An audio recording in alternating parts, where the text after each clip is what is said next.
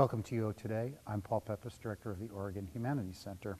My guest today is Malek Najjar, Assistant Professor of Theater Arts at the University of Oregon. His interests include contemporary Arab American theater and performance, ethnic studies, critical race theory, and Arab American studies. Najjar teaches contemporary theater and performance, directing, and playwriting. He is currently directing the university theater production of James Joyce's The Dead, a musical adaptation of Joyce's short story included in Dubliners. Thanks, Michael, for coming on the show. Thank you so much for having me. Your scholarship focuses on Arab American drama and performance. You've directed a number of Arab American plays. What inspired you to revive a musical adaptation of early 20th century Irish author James Joyce's The Dead? It's a great question. You know, we strive to produce a musical every other year here at the university. And when the time came, we had done several contemporary musicals that were very ironic in nature, directed by John Schmore, Bat Boy, of course, and Spring Awakening, which they're really hip, edgy musicals and wonderful ones. And I enjoy those as well, but I just thought this time around I'd like to find something that was really about family, something that was really about just a group of people coming together, and something that had a really deep, resonant human message. And so I had seen this musical at the Amundsen Theater in 2000 in Los Angeles at a Pay What You Can performance of all things. And so I had no concept of what it was. And I went in and I was just really struck by it. And so years later, when I was thinking about musicals, I thought, well, what about James Joyce's The Dead? And so I inquired about it. And once I received the score and the script, I really was moved yet again by it. And it seemed like the perfect piece given our actors and given our production capabilities. And I just thought this might just be the right work. So for those people who aren't familiar with the story, can you just give us a very brief synopsis and some of the key themes as you understand them? Sure. Well, it takes place during Epiphany Eve at the Miss Morkan's party. In Dublin, 1904-5, depending on how you look at it. And it's Gabriel and his wife Greta come to the party, and their old Aunt Julia and old Aunt Kate are hosting the party, and Mary Jane, the young niece, is there as well. And it's this moment where this family comes together with their friends. There's a lot of wonderful singing and dancing that occurs within the short story. But there are also some deeper themes that are occurring. We have Molly Ivors, who's the young nationalist who is fighting for Irish independence. We have Gabriel, who he himself is losing his affection for Ireland and wanting to perhaps move away. And we get echoes of him wanting to become a continental, or a West Briton, as he's called. And we also have his wife, Greta, who is dealing with a mysterious loss in her past. And all of these threads come together at this one party. And we also get the sense that this is probably the last party because Aunt Julia is in ill health. And I think that this piece really speaks to so much of that special time in our lives when we do come together at special occasions. And those occasions eventually, whether it's in a few years or whether it's over decades, those eventually end for some reason or another. So for me, this is about the end of things. This is the last party, the last time they've all come together, and really probably Greta and Gabriel's goodbye to Ireland itself, much like Joyce himself, who had departed. Though I must say this musical does not have the biting anti-Irishness, if you will, that Joyce might have had in his short story, but it definitely is resonant in some ways. Tell us about the original adaptation. When did it premiere? It premiered in 2000 on Broadway with, believe it or not, Christopher Walken as Gabriel Conroy, which is an odd choice. We were talking about that earlier because he just doesn't seem like the perfect fit for that. But I must say the reviews did praise him quite a bit. I believe his replacement was really quite strong in the musical, and I thought that the cast was just really a really lovely cast that brought together incredible singers. So what they did was they really went more for singer-actors instead of actor-singers. And here, I think we have a mix of singer-actors and actor-singers. But I like the fact that the acting is primary in our production, because I believe that as beautiful as the voices can and should be, there definitely needs to be that deep acting connection between the characters if it's really going to fly. So Joyce is celebrated as one of the leading sort of psychological narrators, or stream of consciousness technique. Sure. What are some of the challenges of translating that kind of story, that kind of narrative into theatrical form? Well, for me, it becomes much more the director's job, a conceptual transformation. Mm-hmm. And so what I've done is I've decided to make a conceptual choice where we begin at this very rich holiday party. It looks like realism with a capital R, and gradually, scene by scene, we see that realism stripped away until finally we're left in a very expressionistic space in Gabriel's mind. So for me, it very much had to take place in a very theatrical way in order to convey that psychological realism that was part of Joyce's writing. And I feel the musical itself doesn't necessarily allow for that in the way that it's written on the page. But I, as a director, felt that we needed to take that conceptual leap in order to make the musical feel its full resonance, both as a story and as a theatrical event. That's very interesting. Yeah. You mentioned to me before we started the interview that you've also moved it up ahead in time. Say a little bit about that choice. We did. There were several reasons. One, honestly, the period of 1904 to 1905 theatrically and fashion-wise, just on a visual level, was somewhat interesting, but definitely not as interesting as a later period, more towards the tens. And furthermore, for me, this being the end of things, as I had said earlier, this felt like the end of Gabriel and Greta's connection to Ireland. This felt like the end of Irish peace, really. This is where we're turning into the Irish nationalism that would eventually lead to a civil war and the troubles which would follow. And it seemed that 1913 was the end of a very definite period in European history where you're on the precipice between that pre-World War and post-World War state. And that seemed like the perfect time to set Gabriel and Greta's departure to the continent, because now we see that the end of things was both literal, figurative, and quite devastating on multiple levels. You mentioned that there's a lot of music in the story, and it's absolutely crucial to the story, but the idea of adapting this story and making it a musical, that seems like a curious choice. Just tell us about your feeling about that decision, that adaptation. I must say I would often be wary of such things, but in this case, I feel that the composers, the lyricist and the composer, found a beautiful way to connect the story and the music. They really were quite clever in the way that they incorporated the lyrics, James Joyce's actual words, into the lyrics of the songs. And I think that they also found the levity in some of the lighter songs, the Three Jolly Pigeons, for instance, being this sort of rousing drinking song, contrasted with Golden Hair, which is this very plaintive, beautiful song that Greta sings to Michael Fury. So I think that what they were trying to do was to give the full range of the emotions that would be in a party like this. And at times I feel when you read The Dead on the page, you don't get that same sense of the levity that must have surely been a part of that. But in this musical adaptation you do, and I think it's that wonderful contrast that makes it very spirited in certain ways and very heartbreaking in others. And there are some very beautiful and sad, haunting melodies in this musical that I think really capture the Joycean ethos. Very cool. I know that this is a full-scale musical production. You've got a full orchestra. You've got choreographed dances. Yeah. Tell us about your collaborators. Oh my goodness, I am so lucky. So fortunate to have Brian McWhorter from the School of Music and Dance as our musical director, Walter Kennedy as our choreographer from the School of Music and Dance, and Laura Desher-Waite, who's an incredible singer in her own right, but also vocal coach.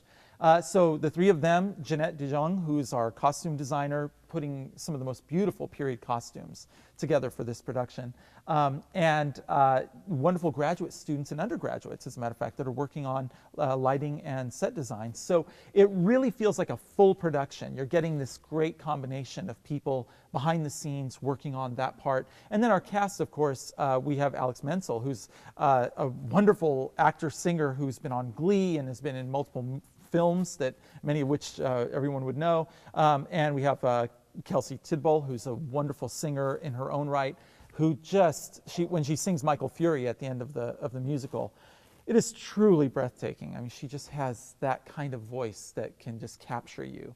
And the rest of our ensemble are wonderful actors that have done dramas, have done comedies, and now here's a chance to see them shine in musicals. You know, you never know the voices that are in these young people until you get a chance to hear these musical pieces belted out, and then you think, my goodness, where was this hiding all this time? You mentioned that there's certain songs that are plaintive, and one of the things that the volume of Dubliners, when Joyce was asked about it, he said, you know, that it's a portrait of the paralysis of Dublin. Right. And I'm interested in how how did you approach that theme that's alive in the story? Well, you know, I think that Joyce's anger is so prevalent in The Dead and throughout Dubliners, but in The Dead, and the character of Gabriel, we spent a lot of time working, myself and Alex, on what is going on with him here. Why is he so dissatisfied? He gets into quite an argument with Molly Ivors at the beginning of the play and saying, you know, come to think of it, Irish is not my language and I am not a West Briton. And he really, his hackles are raised. So we definitely get into that mindset of Gabriel fighting his Irishness the way that so many Irish writers did and then escaped to the continent, including Beckett and others. So we have that, but we also have the deep love for the Irish tradition. The speech he makes in the Act 2 at the dinner party, where he talks about hospitality as a great characteristic of the Irish people, the warm-heartedness, the conviviality, those things that really bind the Irish together. The friends and the family, he says, are the two threads. So I think that we're looking at an artist in conflict with themselves when we read Joyce, and also when we see this portrait of Dublin at this time. It's really a tense moment where there's the love for country, the love for their homeland, but the desire to run from it as well. And I think all of us who grew up in our own hometowns can attest to that feeling somehow. So when does the production begin? When's opening night? November 4th is opening night, so from today, that would be next week, and it's coming up fast. Are you on schedule? You know, we've had several run-throughs that have gone beautifully. Right now, we have a few actors who are dealing with some colds, so that's a little wrinkle in the process. But you know, whenever you do a theatrical production, you go in with pure faith, ultimately, because you have nothing else to hang your hat on.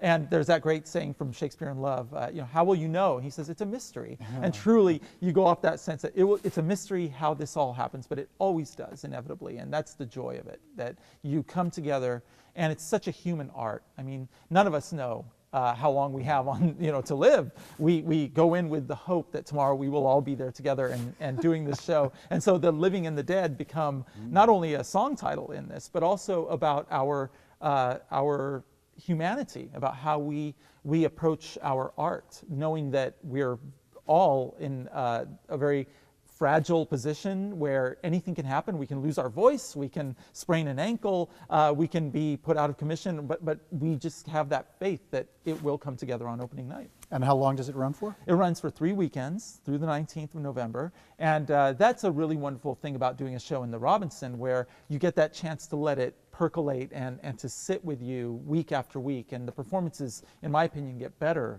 week after week because the actors have that time to ruminate on what they've gained from the audience interaction. And I think that's a very valuable part of doing that kind of a run. And how do people get tickets if they want them? Well, through the UO box office, which is in the EMU, or online. That's the best way to do that. You can also get them an hour before the curtain here at the Robinson Theater. So they are widely available. We just would love to have the fullest audience possible, because there's nothing like being in a full theater and hearing that applause and hearing all the people laughing together and crying together. It's the best thing in the world. So I'm going to shift gears a little bit Sure. and start asking about some of your other work. Sure. So your recently published book, Arab American Drama, Film and Performance, makes a strong argument for the importance of Arab American drama, film and performance. Mm-hmm. Explain your sense of that importance. Why is it important that we know about that tradition of performance and drama? Well, I think right now, more than ever, it's necessary. The people who identify as Arab American are usually of Arab descent or have ties to the Arab world in some way. And given the geopolitical situation right now, I think that these performers are really trying to be the conduit between the Arab voices there and the American voices here. They're trying to bridge that gap. And at this time when the political situation is so fraught and we have such, I mean, Arabophobia and Islamophobia do exist, they're out there. These writers are trying to confront these issues and asking audiences to take a look into the lives of these people and not just see them as the burqa-clad whatever, or the mysterious stranger that goes in and out of the mosque. I mean, there's so many stereotypes that are being handed down to us through the media, specifically, that these writers are trying to contradict and counteract, and they're bringing their voices to the fore. And I think that it's important for us to take a moment, not just with Arab American, but a lot of these hyphenated identities, and ask ourselves, is there a chance for us to see beyond the two-dimensional version that we're often given in film or in political stump speeches or whatever may be happening? And can we look at these people as three-dimensional human beings who have all the same cares and concerns that everyone else does? And so I think that this particular time, it's interesting that not only is there a gathering of these people and a sort of critical mass of that literature occurring, but there's also the interest at the same time in order to understand it on a critical level and also as audience members. So I feel quite fortunate that it's happening at this zenith right now. And I know that the book it concerns drama, but it also looks at film and stand-up comedy and solo performance. So why did you want to cast your net wider than just dramatic performance? They're also interlinked in many ways. The solo performers that constitute the majority, who by the way are mainly female, which I think is just very interesting, they're doing much of the same work that the stand-up comedians are doing. I think that's interesting. I think the filmmakers are doing much of the same work that the playwrights are doing. So I try to connect all of those threads in order to get a holistic picture of this genre and to understand it widely, because I think that looking at any one of those things in isolation, although interesting, loses the sort of larger mosaic that this particular genre is made of. And it behooves us to look at things in a wider, with a wider lens if we could. And that's why I felt that as a scholar that would be my purview. So I know that one of the arguments you make throughout the book is for the rich variety of approaches to the question of Arab American drama, Arab American performance, that you're mindful of different, you know, people they're coming from different national traditions, et cetera. Yeah. But are there certain themes or concerns that you feel are broadly shared among Arab American dramatists? Yes, I think, for instance, for female dramatists, the idea of the hijab, the idea of female roles in the traditional Arab society and traditional Arab family. That's something that's very much on the minds of the female dramatists that are working in this genre. There are also the political concerns. How can one have a sort of dual allegiance? Many of these dramatists and performers have family overseas. So when we hear about the invasion of Mosul, some of us may say, oh, what a terrible thing happening in Iraq. Others may say, that's my family that lives in that town. They're the ones that are being persecuted by ISIL and ISIS. They're the ones that are being under siege through this attack. There's a kind of visceralness to seeing the news that some of them bring up. The fact that it's not just watching a story happening across the world, it's a story of what is happening to us right here and right now. Not to mention many of these performers and writers were in these countries when things occurred. So you'll have Palestinian American writers writing about being in the middle of the Intifada. You'll have Iraqi American writers living under Saddam's regime and what that was like. You'll have Lebanese American writers writing about the fact that they were under siege in 2006 in the Hezbollah-Israel conflict. So these are very real stories. These are not ripped from the headlines in the way that much of our fiction is. This is very personal firsthand accounts. Many of them are, for instance, of bicultural backgrounds or even marriages. So one of the writers I focus on is married to a Jewish man, and they have these very interesting moments where they go back to Lebanon, they go back to Israel, and what does that mean? How does that work when you've got these two very interesting worlds colliding in some ways, but yet coexisting very easily as well. I think that those are the primary concerns that they're wrestling with in this, because it seems that as time goes on, and especially after 9/11, it seems that the lines had to be drawn, that one had to choose their allegiance. You know, you are either this or that. And a lot of these writers are saying, no, I am both and. I'm not either or. So you've directed a number of Arab American plays, and some on the stage that we are sitting on Absolutely. right here. Are there particular ambitions, goals that you have as a director when you're producing these plays? Absolutely.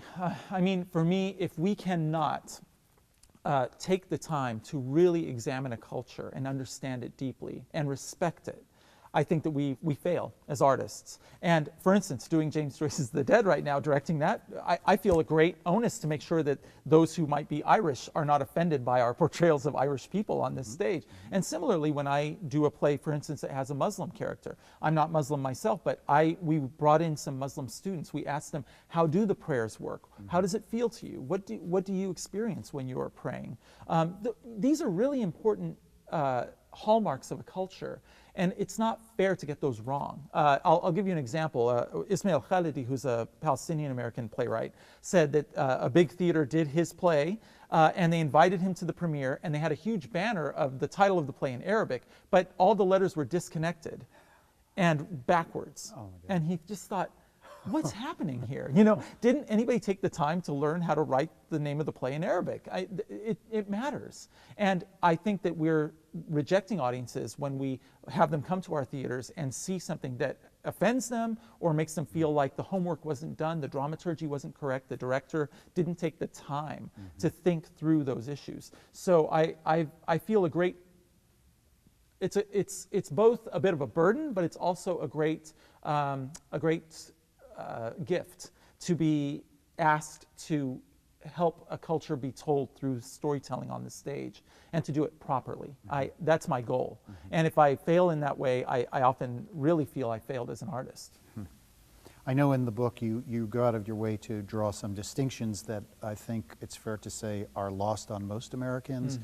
You're quite careful to distinguish between the category of Middle Eastern Americans and Arab Americans. Right. So say a little bit why that's an important distinction for you to draw. Well, you know, and I always tell those friends of mine who are Middle Eastern of different backgrounds, I always tell them this is not in any way to say we are better or should be set apart, but rather that there are specific differences that do make the Iranian American experience, the Armenian American experience, the Israeli American experience, name it. I mean, there's so many wonderful diverse groups that come from the Middle East, and they all have their own specificities. And so what I'm saying is, at this particular time in our history, I think it's important that we zero in on what makes an Arab American different from an Iranian American or an Israeli American or an Armenian American.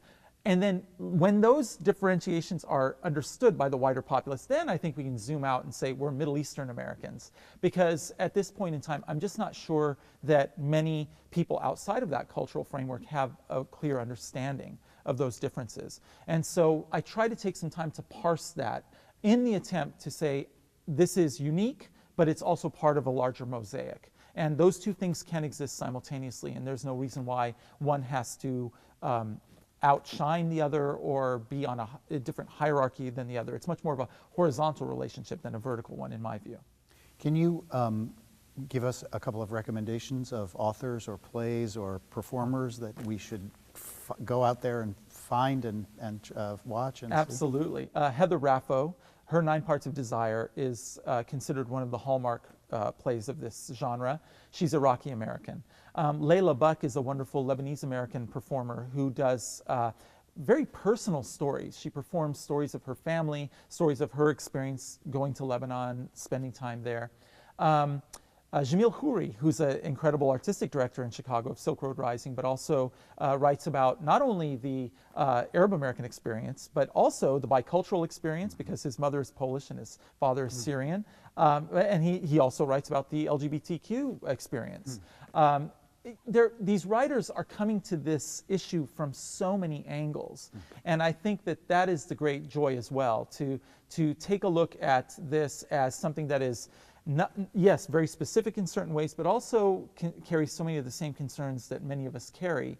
But within this particular culture, which has, in many ways, some of the most wonderful aspects, but also there are some real challenges. I mean, the way that gays are treated in the Middle East is something that has got to be confronted, and it's quite shameful in many ways, the way that we see that narrative being played out. I think a lot of those writers are willing to confront that, and even at their own, in many ways, artistic peril. The Palestinian-Israeli conflict is one that some of them try to tackle. Boy, you want to talk about not getting produced in America, try putting up a play like that. So they're willing to take on the contentious issues. They're not willing to shy from them, and I respect them greatly for that, even at their own success and their own artistic peril, if you will. So much more general question now. Why is live theater such an important art form? Why is that something that we need, and why why do you do this thing that you do? Oh my goodness. Okay, how much time do we have? I'll be here all night. you have 2 minutes. You have 2 minutes. No, I forget who said it. I think it was Elia Kazan. He said theater is the most human art, and I think what he meant by that is everything is hand done. Everything is handcrafted. I mean, down to the last bead on a costume. You just can't mass produce it, even though, yes, there are mass produced plays like Phantom of the Opera, etc. But it's the sense of being in a room with other human beings, hearing them breathe, watching them cry, experiencing the other who is sitting next to you, somebody who's a total stranger, and the two of you can have a shared experience and be weeping at the same time or laughing at the same time. That is something I really think is unique to theater, because unlike film is the same film every showing. Theater that night is going to be different from the night after and the night before. That is just the very magic of it, and that is why it is so. It's a lot like the candle that burns.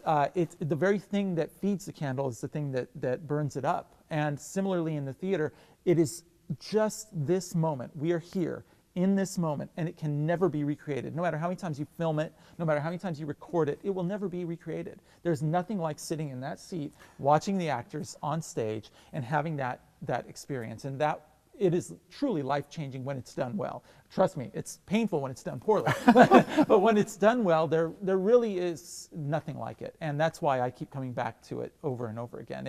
I simply cannot find that in other art forms that I've experienced. And when you're doing a musical, you have all of it coming together. You have the dance, you have the music, you have the acting, you have the visual arts, you have the costumes. It really is a truly holistic masterwork of theater that makes us inspired to keep coming back to it. At least I hope our audiences are too. Well, let me stop you there. That's a wonderful and inspiring way to end the interview. Thank you so much for taking the time to speak with us today, to tell us about The Dead and your work.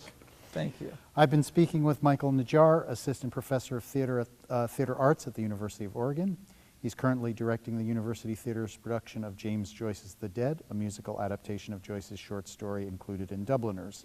The production runs beginning November 4th, 2016. For more information, go to blogs.uoregon.edu/theater. Thanks so much for watching.